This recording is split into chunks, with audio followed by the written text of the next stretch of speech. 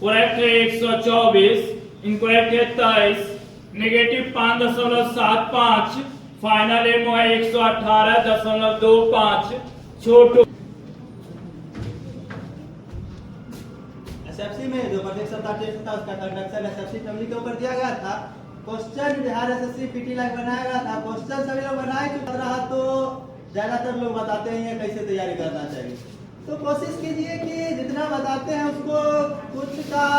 उसको फॉलो कीजिए। कुछ जो बात बोलते हैं उसमें अच्छा भी बात बोलते हैं वो लोग, तो उसका फॉलो करने की कोशिश कीजिए। ये नहीं है कि आप पढ़ रहे हैं, पढ़ तो सब लोग रहे हैं, क्योंकि यहाँ आए तो पढ़ने के लिए ही आए, तो पढ़ना तो है लेकिन कुछ अलग तरीका से पढ़िएगा। क्योंकि जो लोग टॉपर बनते हैं तो कुछ अलग तरीका से पढ़े होंगे या बहुत दिन से तैयारी कर रहे होंगे, तो दो ही कारण हो सकता है। तो ज्यादा दिन से तैयारी कर रहे हैं तो उनका तैयारी कुछ अच्छा हुआ, और अच्छा हुआ तो वो अलग से कुछ तैयारी कर रहे हैं, तो उसी तरीका से वो अपना बता रहे हैं। तो कोशिश कीजिए उनसे कुछ सीखने का। और रही इसमें रहा बिहार एसएससी, तो बिहार एसएससी में मैथ रीजनिंग और जीके जीएस 50% है। तो 50% है तो कोई भी सेक्टर आप कमजोर नहीं कर सकते हैं। कोई एक सेक्टर आप कमजोर कीजिएगा तो आपका रिजल्ट बनने में ठीक तो हो जाएगा, लेकिन मैथ्स में रिजल्ट बनाने में बहुत दिक्कत करेगा। तो इसलिए सब चीज को औसत में रखना। यदि मैथ रीजनिंग आपका बहुत अच्छा है तो जीके जीएस और साइंस ये दोनों चीज भी आपको एवरेज में कम से कम रखना पड़ेगा।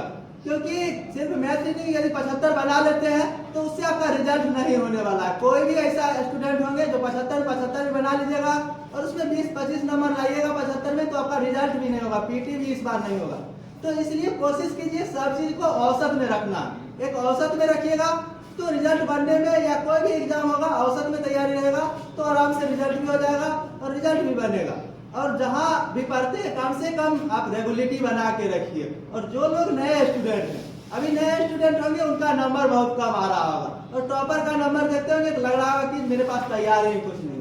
तो तैयारी जो टॉप करते हैं तो उनको देखिए वो बहुत दिन से तैयारी करते हैं, तो बहुत दिन से तैयारी करते हैं और आप अभी कंटिन्यू मतलब शुरुआत ही की है। तो शुरुआत किए हैं तो आपको उतना ही नंबर आएगा जितना शुरुआत में सभी लोग को आता है।